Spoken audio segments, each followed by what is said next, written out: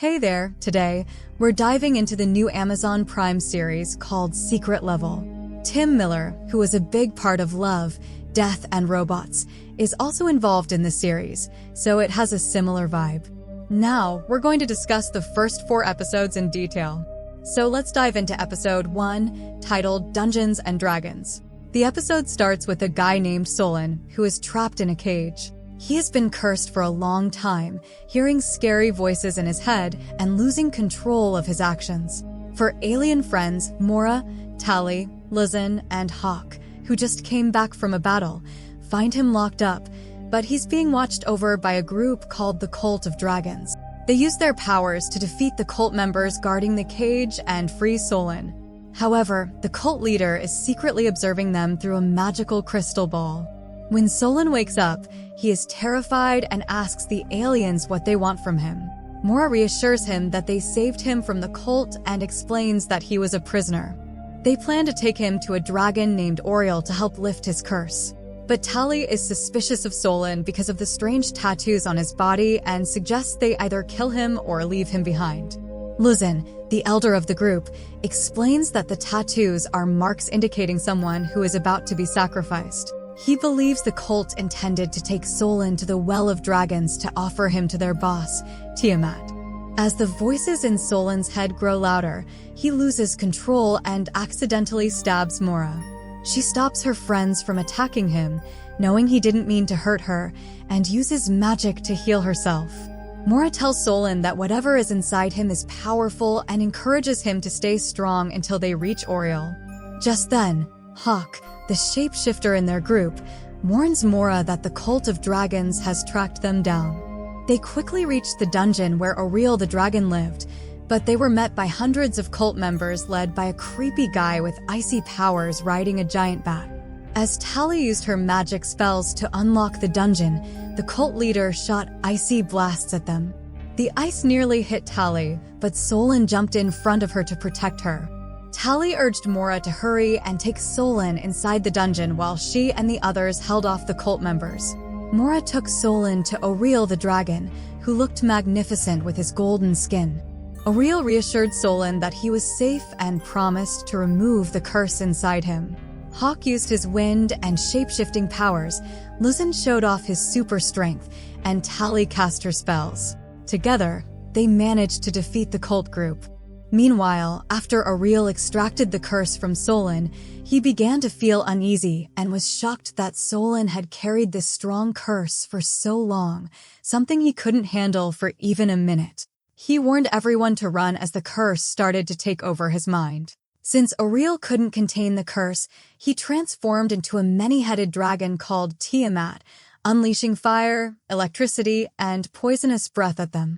Solon used his powers to shield everyone and told them to escape while he faced Tiamat. However, the team decided to stay and fight alongside him, and that's how the episode ended.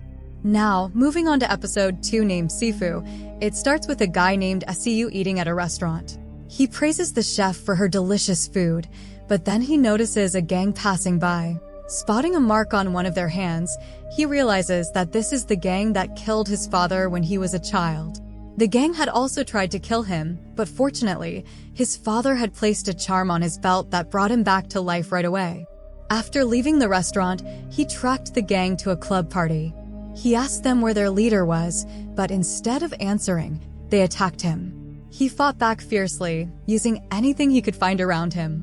One of the thugs managed to cut his throat, but he came back to life instantly because of the charm on his belt. Even though he was a skilled fighter, the gang was too strong, and they ended up killing him multiple times. Each time he died and came back, he seemed to get older. Eventually, he defeated all the gang members and faced their boss. After a tough battle, he triumphed over the gang leader, and the episode ended with him looking much older as he returned to the restaurant for another delicious meal. In the 3rd episode, titled The New World, King Elstrom and his army set sail for an island called Eam. However, before they could reach the shore, a lightning strike hit their ship, causing it to sink and drowning the entire army. Elstrom almost went down with them while trying to save his crown, but his assistant, Sila, saved him just in time by removing his armor and pulling him to the island. Elstrom was amazed by the island's beauty and thought it would be a great addition to his kingdom. But Scylla reminded him that his army was lost in the storm. Elstrom replied that a king is not defined by his army, but by his ability to build one. He spotted a lady on the island and declared that he was there to conquer the land and its people. The lady, however, attacked him, took Elstrom's sword, and killed both him and Scylla. To their surprise, they resurrected and were shocked to find themselves alive. The lady, who killed them, introduces herself as Hera and tells them that they are on an island called Eam. This island is special because no one can truly die here, but anyone who comes to Eam can never leave. Elstrom sees this as a chance to become the ruler of Eam, so he goes to challenge the island's king, Zima, to a duel. The winner gets to be king. However, this is a tough challenge because Zima is really skilled in fighting and strategy, while Elstrom isn't very bright. Elstrom ends up losing an arm and gets killed, but he comes back to life again, which makes him happy. He even mocks Scylla, who came to the island with just one arm, saying he'll be stuck like that forever. Elstrom decides to challenge King Zima again, but this time not with swords. He wants to play chess, go horse riding, wrestle, and more. No matter what he tries, he keeps dying. Scylla finally gathers the courage to tell Elstrom that everyone around him has been too scared to tell him the truth. He's just a spoiled brat with no real skills. Elstrom gets really mad and tells Scylla to never show his face again. Then, Elstrom visits a sorcerer to ask for more power to take control of the island. With this new power, he challenges King Zima once more. But since Elstrom pushed Scylla away, Scylla now works for King Zima. Zima defeats Elstrom again, but he's getting tired of having to kill him over and over. So, he decides to give up his crown to Elstrom and leaves with a big smile, feeling excited. But here's the funny part. That crown is just one of the many crowns that King Zima owns. When Elstrom puts it on, he realizes that the only person who would have cheered for him is now working for King Zima, where he actually gets the respect and love he deserves. Instead of wearing that pointless crown, he goes to meet Hera to learn how to create a forge. After learning, Elstrom turns the crown into a prosthetic hand for Scylla, so he doesn't have to live with just one hand, which Elstrom had joked about earlier. And that's how the episode wraps up. In episode 4, titled The Unreal Tournament, this episode focuses on the Liandry Mining Corporation, where Dean and Parker are getting ready for their day as supervisors at the Liandry mining facility. Here, robotic workers are forced to mine asteroids for valuable resources to help sustain life on a planet ruled by the Game Master. It's a dangerous job, and many robots end up getting hurt or even killed if they can't keep up.